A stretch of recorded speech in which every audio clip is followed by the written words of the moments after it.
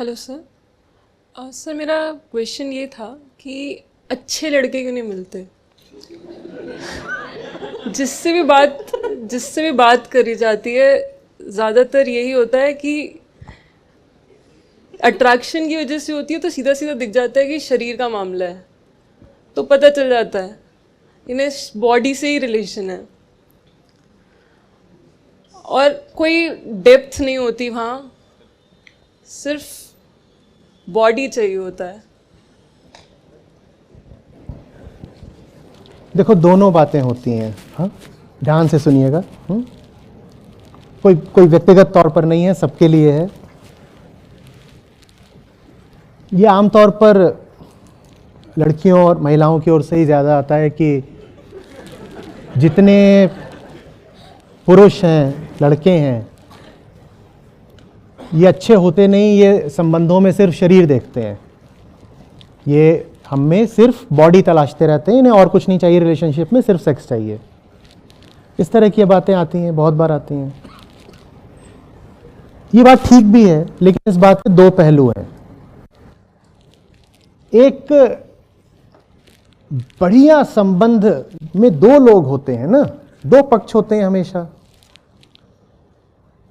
तो दोनों तरफ से मामला ठीक होना चाहिए। बिल्कुल ऐसे लड़के होने चाहिए जो कि सामने वाले को, माने लड़की को, सिर्फ शरीर की तरह ना देखें कि एक बॉडी चली आ रही है और मुझे उस बॉडी का इस्तेमाल करना है। बिल्कुल ये ज़रूरी है कि लड़के ऐसे हों। साथ ही साथ ये भी ज़रूरी है कि लड़कियां भी ऐसी हों जिनके पास पूंजी के तौर पर, एसेट के तौर पर, देह से आगे भी तो कुछ और हो। अब आप सोचो कि अगर हमारा समाज ऐसा है और शिक्षा ऐसी है और परवरिश ऐसी है कि लड़की को सिखाया ही यही जा रहा है कि तुम शरीर ही हो, तुम शरीर ही हो, और शरीर ही तुम्हारा एसेट भी है, शरीर ही तुम्हारा अस्त्र भी है, वेपन है, और शरीर का ही सबसे ज़्यादा ख्याल करो और लगातार ऐसे ही देखते रहो, आई एम द बॉडी, ये वो अपना करते रहो। तो अगर वो कभी किसी रिश्ते में जाएगी तो वो उस रिश्ते में सामने क्या रखेगी? शरीर ही तो रखेगी। उस बेचारी को बचपन से कुछ भी और होने की, अपनी कोई और पहचान विकसित करने की न शिक्षा दी गई, न छूट दी गई। तो ज्यादातर लड़कियां ऐसी बन भी जाती हैं कि उनके पास एक रिश्ते में शरीर के अलावा कुछ होता नहीं। एक लड़का अगर कहे कि मुझे ढंग की बातें करनी है चार, और लड़की के पास वो बातें करने का ज्ञान ही ना हो, तो बताओ लड़का क्या करेगा फिर? वो लड़की है और वो अपने आप को बिल्कुल सुंदरी, कामिनी, सेक्सी बनाकर बैठी हुई है, बिल्कुल ठीक। और डेट पर वो आकर के बैठ गई है कहीं पर, मान लो किसी कैफे में, वो वहाँ कुर्सी पर बैठ गई है। देखो, मुझे मालूम है आप सब फेमिनिस्ट्स हो गए, यहाँ पे मुझ पे आक्रमण करने लग जाना, ठीक है? मैं जो बात बोल रहा हूँ उसको थोड़ा सा निष्पक्ष होकर के सुन लो। अब वो कैफे में आकर के बैठ गई है, ठीक है, डेट का मौका है, अपना मिले हैं शाम को 7 बजे, वो आकर के बैठ गई है। बिल्कुल मान लिया ज्यादातर लड़के जलील होते हैं, एकदम निरे जानवर हैं, जो जाते ही हैं मान लो डेट पर सेक्स के लिए, ठीक है। पर एक लड़का, कल्पना कर लो कि ऐसा नहीं है, एक लड़का ऐसा नहीं है, ऐसा नहीं कि वो नपुंसक है, सेक्स भी कर लेगा, लेकिन वो ये नहीं कहता कि मैं सिर्फ सेक्स ही करता हूं, ठीक है। अब वो भी डेट पर गया है और वो जाकर के कुर्सी पर बैठ जाता है। लड़की के पास है क्या जो उस रिश्ते में वो ला सके? वो लड़की कह रही है मेरे पास रिश्ते में लाने के लिए सिर्फ मेरी जुल्फें हैं, मेरा चेहरा देखो, अभी अभी पार्लर से निकला है, मेरे कपड़े देखो, और मैं ऐसे अपने आप को मेंटेन करके और ग्रूम करके आई हूं, यही है मेरे पास। अब लड़का चाहे भी तो उस लड़की से उसको क्या मिलेगा? बताओ तो सही ना। लड़का कहे कि मुझे अभी बात करनी है जियोपॉलिटिकल स्ट्रेटजी पर। और लड़की इधर उधर देख रही है, कांव कांव करने लग गई हो, क्या अब होगा?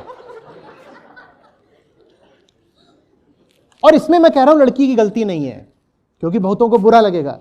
मैं कह रहा हूं कि उसको बना ऐसा दिया गया है, क्योंकि अगर उसको भी बताया जाता कि आप बॉडी बाद में है, आप कॉन्शियसनेस पहले हैं, जेंडर बहुत बाद में आता है, चाहे पुरुष हो चाहे स्त्री, दोनों के लिए पहले कॉन्शियसनेस आती है, लेकिन यह बात उसको बताई नहीं गई। आपका मीडिया, आपका टीवी, आपके ये सब जो शादी ब्याह के उत्सव होते हैं, उसमें लड़की को क्या बना दिया जाता है? बॉडी ही तो बना दिया जाता है ना पूरे तरीके से। तो वो बॉडी बनकर डेट पे आ गई और वो कह रहा है नहीं, मुझे तो वो प्रियम्बल ऑफ इंडिया डिस्कस करना है, और उसको प्रियम्बल की स्पेलिंग नहीं पता। मैं बिल्कुल नहीं कह रहा हूं कि सारी लड़कियां ऐसी होती हैं, मैं फिर समस्या के एक पक्ष की ओर ध्यान दे रहा हूं, क्योंकि जो समस्या का दूसरा पक्ष है वो तो हम सब जानते ही हैं, हम जानते नहीं, हम सहमत ही हो चुके हैं कि लड़के गलीच होते हैं। तो उस मुद्दे को तो हमने सुलटा दिया, उस पर आगे ज्यादा बात करने की जरूरत नहीं है, लड़का हवसी है, बात खत्म। ठीक है ना? तो हम लड़कों की बात आगे नहीं करेंगे, हम लड़कियों की बात करना चाहते हैं। लड़का हवसी है, लेकिन लड़की के पास क्या है उसकी हवस पूर्ति के सामान से ज्यादा? ये भी तो बताओ। वो हवसी है और इसके पास हवस पूरी करने की सामग्री है, तो इस आधार पे तो दोनों का रिश्ता बनता है। यही होता है कि नहीं? बोलो। हर मामले में ऐसा नहीं होता है, मुझे एक्सेप्शंस मत ध्यान लगना। लोग आते कहते हैं आप जो बात बोल रहे हैं ना वो सब पर लागू नहीं होती। अरे सब पर तो कुछ भी लागू नहीं होता। वो कहते हैं आपकी बात 1000 में 999 लोगों पर लागू होती है, लेकिन सब पर नहीं होती। किस पर नहीं होती? मुझ पर नहीं होती। हर व्यक्ति कहता है नहीं आपकी बात जनरली सही है, बस मुझ पर नहीं लागू होती। क्योंकि ये मानना कि मुझ पर भी लागू होती है तकलीफदेह होता है ना। ईगो को बड़ी चोट लगती है मानने से कि जो बात कही जा रही है साफ सब पर लागू होती है। और अगर कुछ होते होंगे अपवाद तो होते होंगे, अपवादों का क्या करना है, एक्सेप्शंस का क्या करना है। Let's talk about the general principle and the general situation. तो हुआ क्या है ज्यादातर कि जैसा हम जानते हैं कि पैट्रियार्की में होता है, मेल को बना दिया गया है प्रोवाइडर और फीमेल को बना दिया गया है फैमिली रेजर। और जब आपको फैमिली रेजर होना होता है ना तो वो काम ज़्यादातर बॉडीली ही होता है। फैमिली रेज करने का क्या मतलब होता है, सोच के देखो ना। वहाँ पे कोई बहुत बड़ा अनुसंधान तो करना नहीं होता, ना बहुत बड़ी रिसर्च करनी होती है, ना वहाँ पर तुमको किसी लैब में बहुत भयानक प्रयोग करने होते हैं। क्या करना होता है? फैमिली रेज करने का मतलब होता है कि आप किसी घर में आओगे, अपने पिता का घर छोड़ के, पहली बात क्यों छोड़ के आते हो मालूम नहीं, किसी और के घर में आओगे, वहाँ सेक्स होगा, फिर प्रेगनेंसी होगी, फिर बच्चा होगा, फिर बच्चे को आप फिजिकल नरिशमेंट दोगे, ठीक है ना। और उसके बाद बच्चे, वो इतना सा बच्चा होता है, उसको बड़ा करने में बड़े साल लग जाते हैं और आप यही करते रहोगे। इस पूरे काम में कितना हाई आईक्यू चाहिए बताओ जरा, चाहिए क्या? तो जैसे कि इतिहास और समाज ने साजिश करी है स्त्री के दिमाग को कुंठित रखने की, उसको जो काम दे दिया गया है उसमें बौद्धिक, तार्किक, आध्यात्मिक क्षमता की बहुत कम जरूरत है। बताओ ना, आप किसी के घर में आते हो और आपका काम यह है कि किचन ठीक रहे, बेडरूम और ड्राइंग रूम ठीक रहे, सास ससुर प्रसन्न रहें, कटलेरी ठीक रहे, ये आपको काम दिया गया है। ये काम करने के लिए कितना आईक्यू चाहिए? और आईक्यू माने जो आपकी जो बौद्धिक क्षमता होती है वो भी धार की तरह होती है, वो घिसने से बढ़ती है। जब उसका इस्तेमाल नहीं होता तो बौद्धिकता फिर कुंठित हो जाती है, धार पैनी नहीं रह जाती। समझ में आ रही है बात? फिर यही जो स्त्री है जिसकी बौद्धिकता विकसित नहीं होने दी गई, ये एक बेटी को जन्म देती है अगर उसने उसकी फिटिसाइड नहीं कर दी। बहुत बार तो ऐसा होगा कि जन्म ही नहीं दे देगी, मारी देगी उसको। पैट्रियार्की आपको क्या लगता है कि पैट्रियार्क चलाता है? नहीं, पैट्रियार्की औरतें चलाती हैं सबसे ज्यादा। पैट्रियार्की चलाने की पूरी जिम्मेदारी महिलाओं की रही है। तो अब वो लड़की पैदा कर दी, वो लड़की भी देखती है कि क्या है, माँ की स्थिति क्या है और माँ की जिम्मेदारियां क्या है। वो कहती है यही तो है, माँ शो पीस है, तो लड़की भी अपने आप को शो पीस बना लेती है। ठीक है, मैं बिल्कुल मान रहा हूं कि दिल्ली और बंबई के लिबरल कॉलेजेस में अब ऐसा नहीं होता, लेकिन मैं 95% भारत की बात कर रहा हूं। ठीक है, आप यहां पर कैंपस में कहें कि हमारे यहां तो वैसा माहौल नहीं है, हमारे यहां तो जो जेंडर इक्वालिटी है वो इंटेलेक्चुअल फील्ड में भी है, तो मैं बात आपकी मान लूंगा। पर क्या शेष भारत में भी ऐसा है? मैं जो साधारण सामान्य जनरल स्थिति है मैं उसकी बात कर रहा हूं। तो वो लड़की ले देकर बेचारी बस मांस का एक पुलिंदा बनकर रह जाती है और वो कहती है बस यही है मेरे पास बॉडी, बस यही है मेरे पास बॉडी। जब वो कहती है मेरे पास यही है बॉडी, तो जो पुरुष वर्ग होता है उसको और अधिकार मिल जाता है ये कहने का कि लड़कियों के पास तो और कुछ होता ही नहीं बॉडी के अलावा, ये तो पागल होती हैं। सुना नहीं है? ये पितृसत्ता का, पैट्रियार्की का पसंदीदा तर्क है। क्या इनके महिलाओं की बुद्धि तो होती नहीं, इनके जरा कम बुद्धि होती है, दिमाग इनका कम चलता है, भावनाओं पे चलती हैं, इनकी बुद्धि नहीं चलती। ये सुना नहीं है?